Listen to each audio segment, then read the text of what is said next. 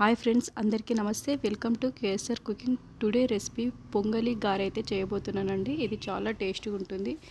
ఈ రెసిపీ ఎలా చేయాలో ముందు వీడియో చూసే ముందు మన ఛానల్ని సబ్స్క్రైబ్ చేసుకోండి, ఒక లైక్ చేయండి. ముందుగా ఒక గిన్నెలోన ఒక గ్లాస్ మినపప్పు ఓవర్ నైట్ అంతా నానబెట్టుకోవాలి. దీన్ని 2 సార్లు శుభ్రంగా కడుక్కొని నానబెట్టుకోవాలి. ఇవి మార్నింగ్ టైం అండి. ఈ విధంగా అయితే బాగా నానినాయి. ఇప్పుడు ఒక మిక్సీ జార్లోన వీటిని మెత్తగా గ్రైండ్ చేసుకోవాలి.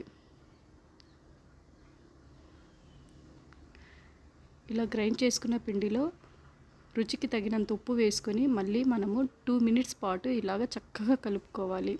ఇలా చక్కగా కలుపుకోవడం వల్ల ఫ్లఫీగా అవుతుంది పిండి. మనం ఈ గారె వేసేటప్పుడు బాగా లోపలంతా పిండి ఉడుకుతుందండి. ఇప్పుడు ఒక మూకట్లోన నూనె పోసుకొని నూనె మీడియం ఫ్లేమ్లో పెట్టుకొని హీట్ అయ్యాక ఇప్పుడు మనం ఒక్కొక్క గారెను ఇలా వదులుకోవాలి.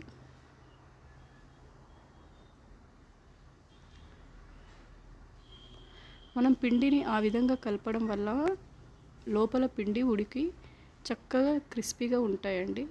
ఇలా మంచి గోల్డెన్ కలర్ వచ్చేంత వరకు మనం వేపుకోవాలి.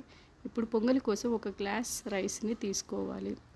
3/4 కప్పు పెసరపప్పును తీసుకొని కడాయిలో వేసుకొని రోస్ట్ చేసుకోవాలి.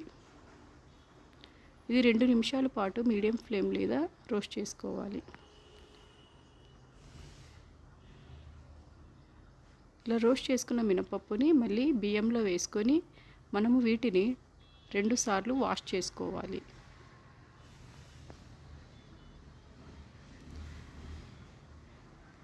ఇలా వాష్ చేసుకున్నాక వీటిని 1/2 అవర్ పాటు నానబెట్టాలి. ఇప్పుడు ఒక కడాయిలోన 10 గ్లాస్ వాటర్ అయితే పోసుకోవాలి.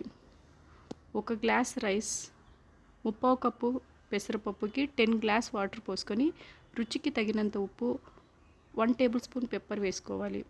ఇప్పుడు 1/2 అవర్ అయింది. రోలింగ్ బాల్ వచ్చాక మనం పెసరపప్పు బియ్యంని ఇందులో వేసుకొని ఇలా కలుపుకోవాలి.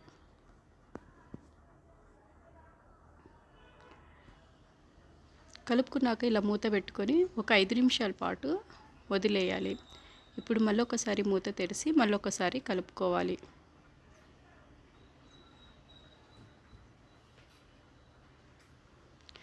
ఈ విధంగా 10 నిమిషాల తర్వాత నీళ్ళన్నీ ఇలా దగ్గర పడినాయండి. మళ్ళీ ఈ విధంగా నేను స్పూన్తో చూడండి, ఎలా అయితే మనము ఇలా నొక్కుతున్నానో ఈ విధంగా మీరు నొక్కుకోండి. ఇలా ప్రెస్ చేయడం వల్ల రైస్ని మెత్తగా అవుతుందండి. రైస్ మనం చేసేది పొంగలి కదండి, అందుకే పొంగలి మెత్తగా ఉండాలని ఇలా ప్రెస్ చేసుకోవాలి.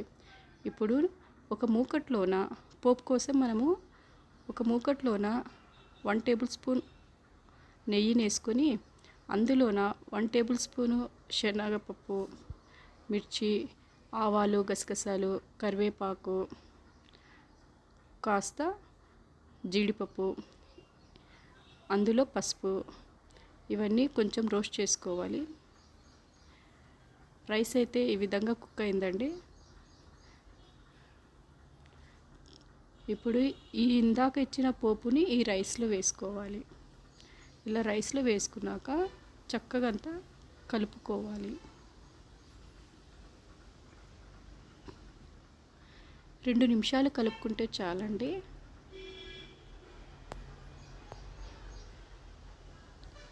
ఇప్పుడు మనం దీన్ని సర్వింగ్ బౌల్ అయితే వేసుకుందాం.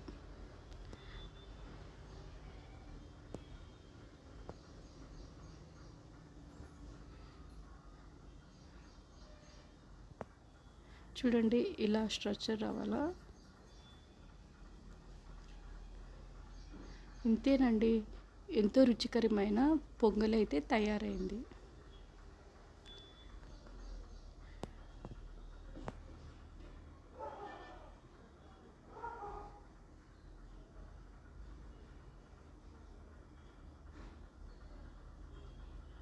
ఇంకా కాస్త నీళ్ళు ఉన్నాయండి, అందుకే నేను ఇంకొక 2 మినిట్స్ పాటు మళ్ళీ ఒకసారి స్టవ్ మీద పెట్టుకొని కలుపుకుంటున్నాను.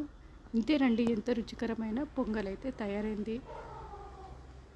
మన ఛానల్ని ఫస్ట్ టైం చూసినట్లయితే 2-3 వీడియోలను చూడండి. నచ్చితే మన ఛానల్ని సబ్స్క్రైబ్ చేసుకోండి, ఒక లైక్ చేయండి. చూడండి, గారెలు కూడా అయితే చక్కగా అయితే తయారైనాయి. పొంగలి గారె నచ్చినట్టయితే మన ఛానల్ని సబ్స్క్రైబ్ చేసుకోండి. Thank you for watching. మళ్ళీ ఒక కొత్త వంటకంతో మళ్ళీ కలుస్తాం. KSR cooking channel.